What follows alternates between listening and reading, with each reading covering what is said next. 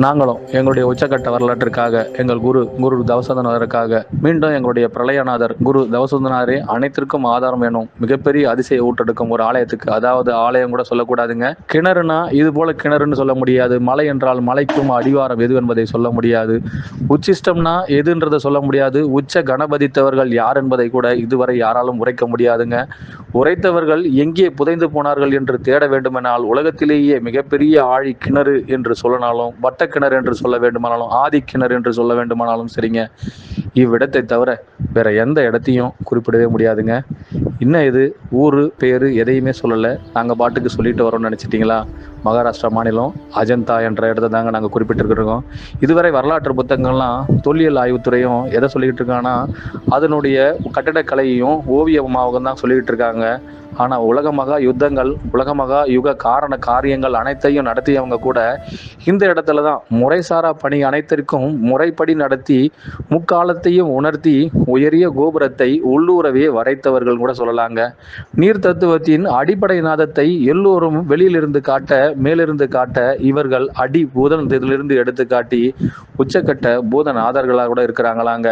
இதுவரை இவர்களுடைய ஆதி பிரளயத்தை யாருமே கணிச்சதில்லையாங்க.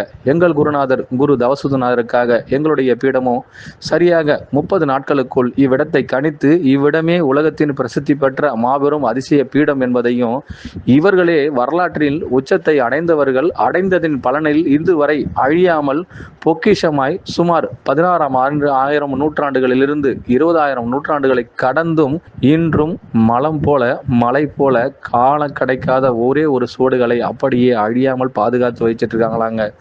ஒரு வீடு இல்லை ஒரு கோவில் கட்டினா கூட சுமார் 500லிருந்து 1000 2000 வருடங்கள் தாங்க இருக்கும். இது போற ஒரு இடத்த மலைக்குள்ளேயே பாறைகளையே செதுக்கி செவ்வனே தன்னுடைய உடலும் உயிரும் எப்படி உயிரோட்டமாய் எத்தனை ஆண்டு காலம் அழியாமல் குருவும் சீடனும் மறுபாடபத்தனர்களும் அனைவருமே ஆலயத்தில் அல்ல, இது கூட பத்தனர்களாய் இருந்து முழு ஆபரணத்தை ஊட்டிய இடமாய் கூட இந்த அஜந்தா ஓவிய கலைகளிலிருந்து சிற்பங்களிலிருந்து அனைத்தையும் அவர்களே உருவாக்கி மிகப்பெரிய பாடசாலையாகவும் வச்சிருக்காங்க.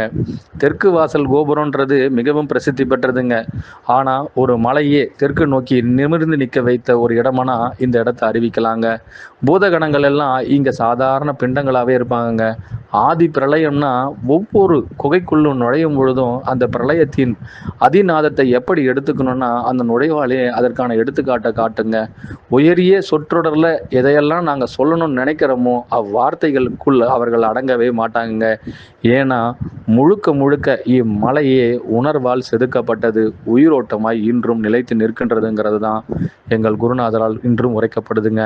நிச்சயிக்கப்பட்ட வரலாற்றில் இது போல உச்சக்கட்டத்தில் இதுவரை எங்கள் குருவின் ஆதி பிரளயத்தை உருவாக்கி அதிபெரும் பிரளயத்தில் முக்கிய சான்றுகள் அனைத்தையும் உருகொடுத்தவர்களால் இதுவரை இவ்விடத்தை போல் எங்கும் இவர்கள் காண கிடைக்காத செல்வந்தர்கள்ங்கிறத இன்று வரை உலகமே பிரசித்தி பற்றி பார்க்க வேண்டிய இடங்க. ஆனால் இன்னைக்கு அது எல்லாருக்கும் சுற்றுலா தலமாக தாங்க தெரியுது. காரணம், இதனுடைய வித்திட்ட செயலை யாரும் அதனை உணர்வலைகளால் கவனிக்கவில்லை, வெறும் சாதாரண பொய்க்கண்களாகவே பார்க்க ஆசைப்படுகிறார்கள்ங்க. அங்கே ஒவ்வொரு சிலையும் உருவாக்கப்பட்டதற்கான காரணமும் சரி, விதிகளும் சரி, முயற்சியும் சரி, அதில் ஏற்பட்ட பலனும் சரி, குருவால் அனைத்தையும் உருவாக்கப்பட ஒரு சீடருக்கு குரு கொடுத்த உச்சக்கட்டன் கூட சொல்லலாங்க. இவை அனைத்தையும் செதுக்கியது ஒரு குருவா ஒரு சீடனா அப்படின்ற ஒரு சிறு கேள்வியை எழுப்பினா கூட ஒரு சீடன் ஒரு குரு மீது வைத்த நம்பிக்கையின் வெளிப்பாடை ஒரு குரு தன் சீடனால் நிரூபித்த காண்டம்னு கூட சொல்லலாங்க. எல்லோருமே சுந்தர காண்டம் அப்புறம் இன்னும் எவ்வளவோ காண்டம்னு சொல்லலாங்க. இதுவே குரு சீடனிடம் வைத்த உச்சகட்ட நம்பிக்கையின் காண்டம் அப்படின்னு கூட சொல்லலாங்க. நீதி வழுவா நெறிமுறையில் இவ்விடத்தின் பெயரை எப்படி சொல்லணும்னு சொல்லும் பொழுது அந்த அஜந்தான்ற பெயருக்கு விளக்கமே இன்றும் அழியா செல்வங்கிற பெயரை கூட சொல்லலாங்க. வழுவா நெறி கொண்ட மாபெரும் பீடம்னு சொல்லலாங்க. தவ செல்வங்களுக்கு உச்சிஷ்ட நிலையை உயரிய கோபுரத்தில் அழியா செல்வத்தை ஆபரணத்தோடு சூட்டிய பக்தி பீடம் கூட சொல்லலாங்க.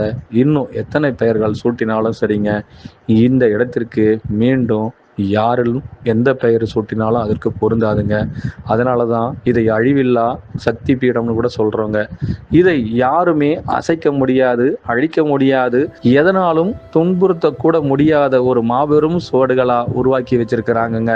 இந்த இடத்தின் வளைவுகளையும் சரி, நெளிவுகளையும் சரி, பாறைகளையும் சரி, உள்ளார்ந்த அர்த்தங்களையும் சரி, இன்று வரை எல்லோருமே முழு ஆதி சமணர்கள் என்ற பெயரோடு எப்படியெல்லாம் வகுத்து வரைந்து உறைந்து அதிலேயே வாழ்ந்து காட்டியிருக்கிறார்கள் என்பதற்கு மாபெரும் மலை சுவடுகளே மிகப்பெரிய சான்றுங்க.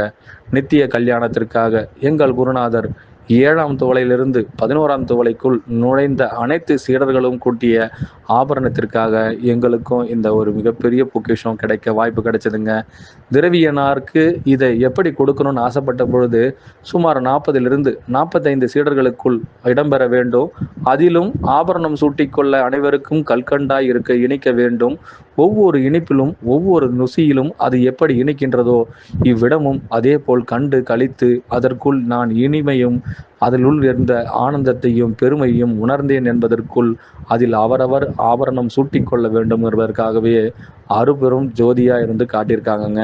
தெற்கு வாசல் இன்னும் பிரசித்தி பெற்றது. ஆதி சமணர்களுக்கும் சயனத்திற்கும் நின்ற நிலைக்கும் அமர்ந்த நிலைக்கும் பேரணுந்த நிலைக்கும் எப்படியெல்லாம் வித்திட்ட செயலை காட்டணும், ஒரு வட்ட வடிவத்தை எல்லோருமே எப்படிலாம் நிர்ணயிக்கிறாங்கங்கிறதுக்கு பூமியின் சரியான நிகர்நிலை மத்திய பகுதியில் இது போல ஒரு மாபெரும் விஷயத்தை உருவாக்கி கொடுத்துருக்குறாங்கங்க.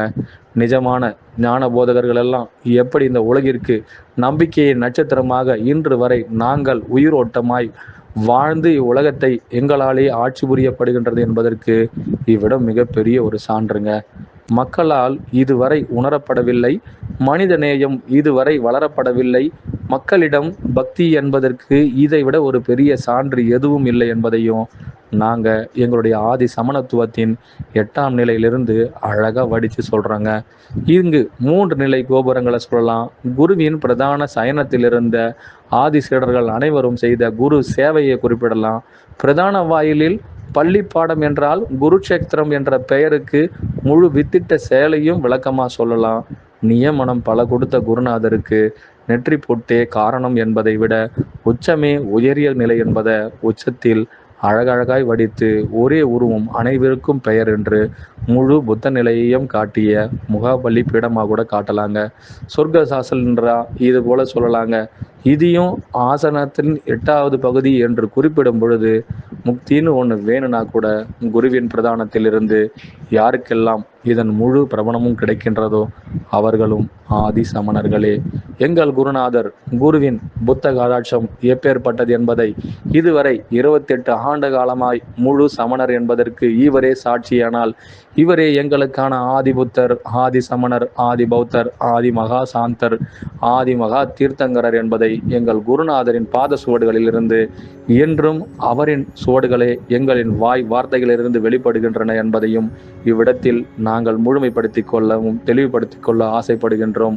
அஷ்டமகா சித்தங்கள் அனைத்திற்கும் எங்கள் மகா யோகங்கள் என்றென்றும் மறையாது உச்சக்கட்ட வரலாறு ஒவ்வொரு இடத்திலும் பிரதிபலிக்கப்படும். இவை அனைத்தையும் ஒரு நாள் எங்களால் உருவாக்கப்படுகின்றதன் காரணம் உரு கொடுப்பதன் நாங்களே என்பதையும் இப்பூமி எப்பொழுதெல்லாம் உயிர் தெழுகின்றதோ அப்பொழுதெல்லாம் எங்கள் பிறப்பும் எங்கள் பிறப்பின் ரகசியமும் இது போன்று அழியாமல் கால சுவடுகளால் பல்லாண்டு காலம் பல்லாயிரம் ஆண்டு காலமாய் ஒவ்வொரு காரண காரியங்களுக்காக பூமியின் பல்லாயிரம் இடங்களில் எங்களால் நிறுவப்பட்டதை மீண்டும் மீண்டும் எங்கள் பிறப்பின் வாயிலாக நிரூபித்து காட்டுகின்றோம். மீண்டும் எங்கள் குரு தவசுந்தனாருக்காக அனைவருக்கும் குருவே சரணம், குருவடி சரணம், திருவடி போற்றிங்க.